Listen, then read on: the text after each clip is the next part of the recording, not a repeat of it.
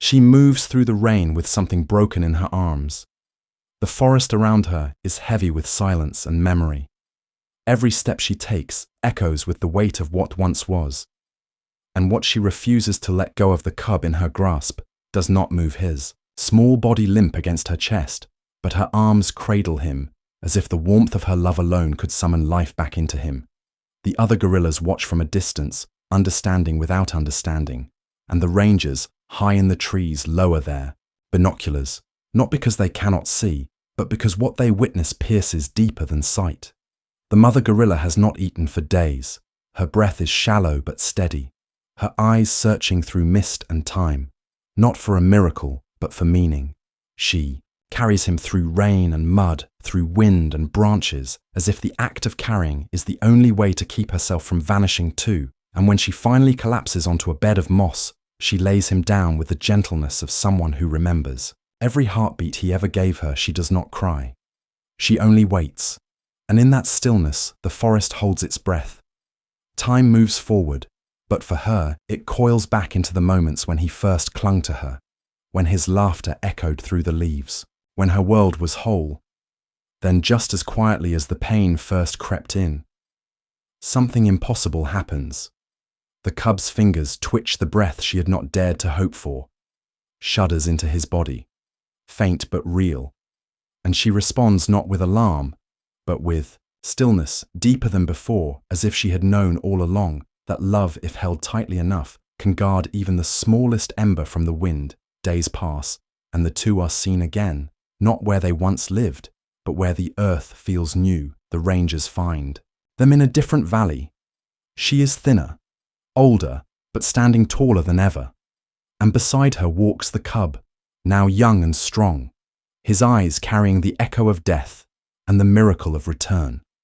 The troop gathers to greet them. No cries, no howls, just soft recognition. The kind that speaks in glances and unbroken bonds. The rangers write their reports, but words feel brittle against what they saw. They do not speak of instincts or biology. They speak of a mother who refused to surrender to silence, of a child who returned not only to life, but to the arms that never let him go.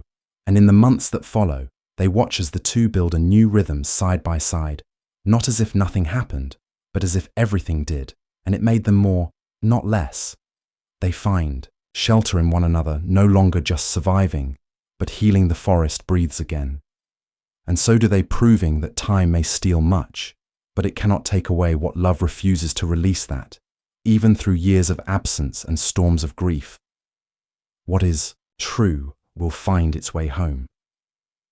Each morning, she rose with the same steady rhythm, moving through the forest as she always had, pausing beneath the same trees, stopping at the same quiet stream where he used to splash in the shallows.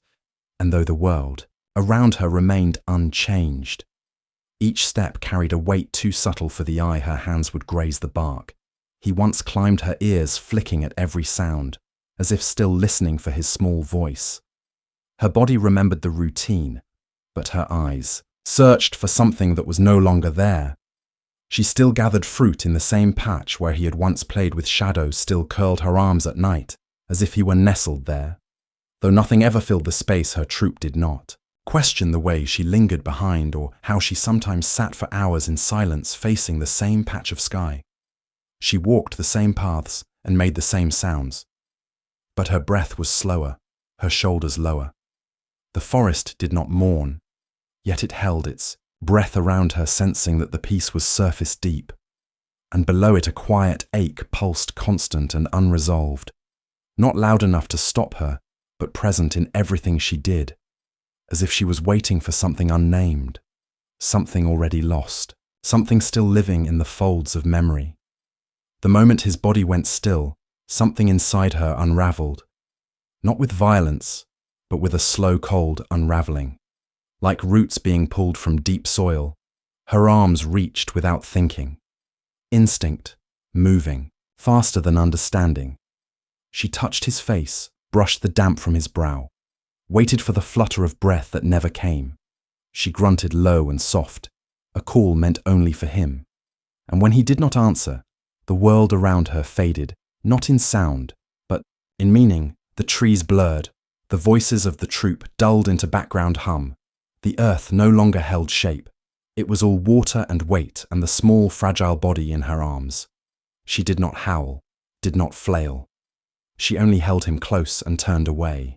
From the troop, away from the sunlit canopy. Away from anything that reminded her life still moved forward. Each step she took through the rain was mechanical, driven by something deeper than will. She did not stop for food, did not respond to the calls of her kin. She moved as if chasing something already lost or fleeing something. She could not face, her face grew hollow. Her movements slow and careful, as though afraid she might disturb him.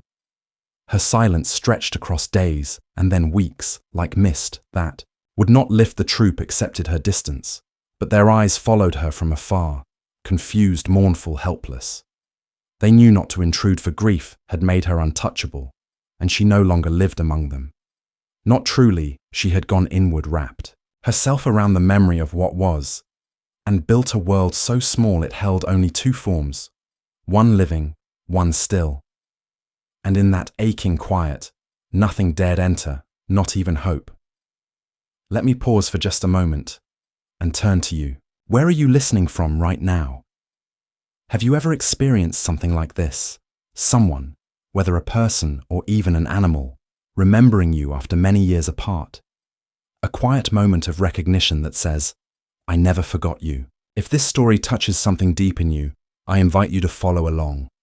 There are many more quiet, powerful moments ahead that speak straight to the heart. It began with a sound barely heard, a rustle on old footage, grainy and grey, the kind that's reviewed without expectation. But this time, one ranger leaned in, brow furrowed, and paused the frame there in the rain-drenched forest. Something moved a hand, small, barely flexing, but moving, and in the next clip, the shift became clearer. A leg twitch, a head lolling. Not in the stillness of death, but the fragile pull of breath. The ranger's voice cracked when they radioed in. It was impossible, but too real, to deny, and in the forest miles away, the mother had already felt it. Not through science, not through proof, but something older than reason. Her head lifted slowly. Her steps changed. Not faster, but more certain. Something had returned, and though the cub had not yet opened his eyes. She began watching him again, the way she had when she first brought him into the world, with hunger and fear coiled tight in her chest. She didn't dare believe he would stay, but she also could not leave him now. Not when something deep inside her whispered that he was trying to find his way back to her, and still came the doubts. What if she was wrong? What if he woke but did not know her? What if the bond she had held onto through storms and silence had faded in his forgotten breath? Yet she did not stop holding him. Her arms remained his shelter, not out of certainty, but because even hope. Uncertain was more than giving up. The forest still felt quiet, but something inside her had shifted. The air carried a question, not of if he would return, but whether she was ready to meet him again, not as who he was, but who he might be. And still, she stayed still. She waited for love, when rooted deep enough, does not loosen its grip, even when time tries to pry it free. She emerged from the trees slowly, as if the forest itself had been holding its breath, waiting for her return, her fur darker now, thinned by time and weather, her frame leaner. Her steps deliberate. Beside her walked a young gorilla, taller than a cub, not quite full-grown, his movements cautious but steady. And when the troop turned to look, there was no rush, no sudden noise, just silence stretched taut with recognition. The matriarch stepped forward, eyes narrowing, not in suspicion, but something older, deeper. The young gorilla paused, his chest rising fast, as if his body remembered before his mind. He looked around slowly, uncertainly, and then the scent hit him. A blend of leaves, earth, and something only he would know her. She stood behind him, unmoving. Her breath caught in her throat, not daring to call out. Even in gesture, he turned his head slightly, his gaze brushing past her and then returning, holding his stare on hers.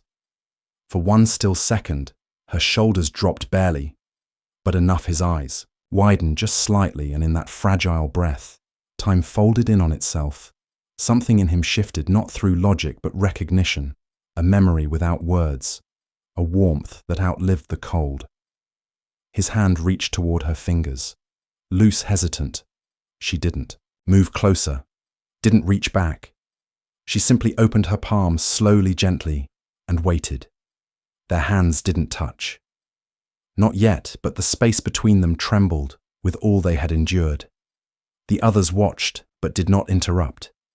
And when he finally stepped toward her, it was not with the energy of reunion, but the weight of something sacred returned. She touched his arm with the back of her fingers, as if confirming he was real. And when he leaned into her just barely, it was not for comfort, but for anchoring. And in that contact, in that quiet, unspectacular moment, the bond reignited without fire, only breath and silence, and everything changed without a single sound. Each day began with small moments, barely visible to the outside world. A glance, exchanged while foraging. A soft grunt, answered without hesitation. The young gorilla started to mimic her again, not consciously, but through something deeper muscle memory of love. His steps fell into rhythm beside hers. His hands reached for the same fruit at the same time, and when he stumbled, she no longer froze as she once did, but turned with steady calm and waited for him to rise on his own. She no longer clutched him close with desperation, but touched him lightly with reassurance and trust. Her eyes softer now, not with grief, but with quiet gratitude. Once he reached for a leaf and placed it in her hand, not as an offering, but as a question, and she accepted it with a tilt of her head the way she used to when he was learning what kindness meant. The troop welcomed them back slowly. No fanfare, no ceremony, just space made room. Offered in silence, and over time, the weight in her shoulders lifted bit by bit. Her gaze, once locked inward, now traced the canopy again, as if rediscovering the sky. Laughed once high and short at a bird's call, and the sounds startled them both. Then settled between them like a fragile bridge. Not to the past, but to something new. Not a return to what was, but the beginning of what could be. Again, she still bore the scars of what had been, and he still looked back sometimes as if remembering without knowing why, but they walked forward together, healing not through forgetting but through remembering gently and choosing anyway. And the forest that had held their silence now held their breath, their sounds, their life. And as the sun passed through the trees in slow golden arcs, the rangers watching from afar wrote nothing. For once they only watched and understood that love in its truest form needs no witness and no proof, because it lives in gestures, in presence, in choosing to stay. And sometimes what feels lost is only waiting for the quiet chance to be found again. Some bonds ask for nothing. They do not break when time stretches long or when silence settles deep. They live quietly beneath the surface, patient and unshaken. What passed between them needed no language, only a glance, a breath, a shared stillness that said, "I know you, even now." She was no longer the same mother, and he was no longer the same child, but what they had carried through absence had not faded. It had changed them, softened the ache, deepened the thread. Because true connection does not vanish, it lingers in the spaces between seasons, waiting for the moment when eyes meet again, and something lost becomes whole once more.